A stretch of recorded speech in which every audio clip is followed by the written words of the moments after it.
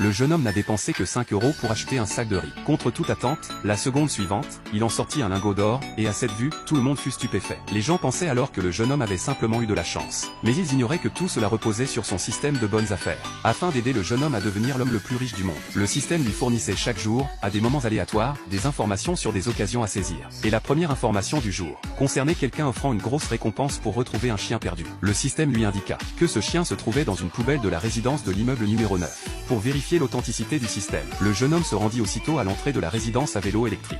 Et il découvrit effectivement que le chien perdu se cachait dans la poubelle. Il obtint ainsi la récompense de 50 000 € offerte par le propriétaire. Ce n'est qu'à ce moment-là qu'il réalisa que le système était réel. Avec l'aide du système, il décida immédiatement de quitter son travail de livreur. Le lendemain, à peine réveillé, le système lui transmit une nouvelle information, lui indiquant qu'une promotion était en cours dans l'épicerie en bas de chez lui, et qu'un lingot d'or était caché dans un sac de riz endommagé. Après avoir entendu cela, le jeune homme se rendit aussitôt à l'entrée de l'épicerie. Et il constata effectivement qu'une promotion, acheter du riz et recevoir un cadeau, était en cours. Il suivit donc les indications du système, et acheta ce sac de riz endommagé. C'est alors que se produisit la scène du début. Bien que ce lingot d'or ne vaille au maximum qu'une dizaine ou une vingtaine de milliers d'euros, cela suffisait largement pour le jeune homme. Cependant, alors qu'il s'apprêtait à rentrer chez lui, le système lui transmit une nouvelle information à saisir. Au stand de légumes numéro 66 du marché de l'Ouest, dans le tas de radis mis en vente, se trouvait mélangé un ginseng sauvage vieux de 100 ans, possédant une très grande valeur médicinale, et valant également énormément d'argent. Afin d'obtenir ce ginseng centenaire, le jeune homme se rendit immédiatement au stand de légumes numéro 66. D'un seul coup d'œil, il aperçut le ginseng sauvage caché dans le tas de radis. Il s'apprêtait à le prendre pour demander au vendeur de le peser, lorsque sa manipulatrice d'ex-petite amie et un riche héritier arrivèrent sur les lieux. En voyant le jeune homme,